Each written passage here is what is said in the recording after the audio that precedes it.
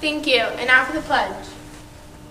I pledge allegiance to the flag of the United States of America and to the republic for which it stands, one nation, under God, indivisible, with liberty and justice for all. Remember to treat people right and to do the right thing. Today for lunch we're having hot ham and cheese sandwich, hash brown, green beans, orange smiles, ice brownie, and milk. Blackford Junior High's last swim meet is tonight at Jay County. Yearbooks are now on sale. Cost is $25. We'll be running a special until spring breaks. Books will be $20, and after spring break they'll go back up to $25. Our next Spirit Day is March 23rd, Hawaiian Day. Remember, high school soccer players are selling Blackford Blue and sunglasses. See a soccer player today. Now for Mr. Hubler. Happy Monday, students and staff of Blackford Junior High. We are fast approaching spring break, which I know all of our students are looking forward to, and maybe even some of the adults in the building too. So as we go through these weeks and we are getting closer and closer to the end, I know you got progress reports on Friday. So that means we are halfway through the 5th grading period. So there's 3 weeks left to look and see what you need to do to get caught up. And also this week, there's just a couple things that are going on that students have asked about. The one in particular is in reference to the I-STEP test. We are finishing up makeups as we speak, or as I speak. And then what we will do is Mr. Hill and I will look and see which students showed up on time, did all the tests on the days they were here. And again, the incentive was the more students we had here, the better it was going to be for you. So this Friday is the iPod day at lunch. So once we go through our list and we determine who's not eligible, of course there's going to be more students that are eligible than not. You can bring those to lunch. You can listen to tunes. You can, if you have it on a cell phone, that's fine. But that will be only for lunch. So that was the incentive, and I think that's why we had a lot of students that did show up to I-STEP on time, because there was an incentive involved. So I appreciate students for being here, because it is kind of a pain to make up an I-STEP test when you have several students out.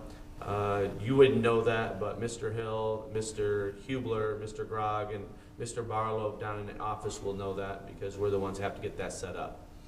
Also this week, on Wednesday, we are going out to the high school.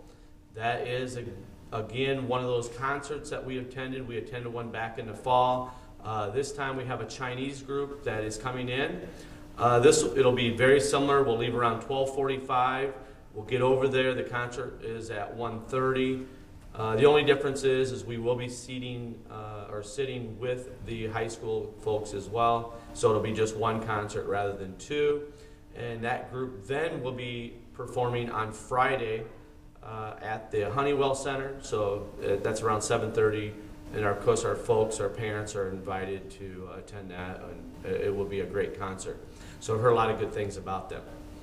Also, the final, this is it, last but not least, as we look ahead and we're approaching the end of the year, I know we start looking at awards for our students, and I know your teachers are already thinking about which students had good citizenship, showed respect throughout the year, of course, made good academic choices, so we're excited about that. I know DC is right around the corner. I did finish up the scholarships, so I talked to students a little bit last week and informed them who got the scholarships, and the only thing that you don't know is how much money you'd be receiving. So again, I encourage you to stop by. We'll also send a letter home to your parents letting them know that we are funding some of your Washington, D.C. trip, especially if you met the criteria. The criteria was good grades, good behavior, good attendance.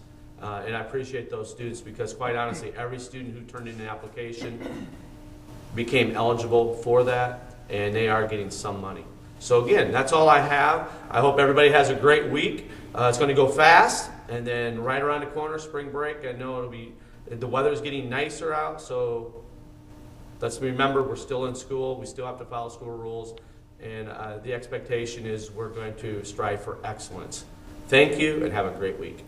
Any student wishing to be part of the news crew next year with a GPA of 3.0 can pick up an application from Mrs. Gross. 17 students have been chosen to exhibit their artwork in the Regional Student Art Exhibit Small Town Voices at the Hugh N. Ronald Gallery at Arts Place in Portland, Indiana. In celebration of Youth Art Month, the gallery will host an open reception for student artists, their family and friends on Thursday, March 8, 2012 from 4:30 to 7 p.m. The BJHS students who have their talent on display are Michaela Townsend, Logan Waddell, Colin Clam, Amber Southwick, Caitlin Jones, Kylie Kiefer, Jennifer Tarr, Logan Vance, Brody Schaffner, Ashley Thurman, Jamie Twyble, Stephen Hosh, Taylor Meek, Shelby Sullivan, Alexis Garrett, Rachel Roden, and Benjamin Bench, and a 2-hour oil painting workshop for the BJH students on Wednesday, March 14th from 3:15 to 5:30 at here. Information on cheer tryouts for next year's 8th grade cheer squad will be available outside the office. And the second annual Broom Bash Dodgeball is coming up on March 22nd. Start getting your teams together. Thank you for watching WBJH News.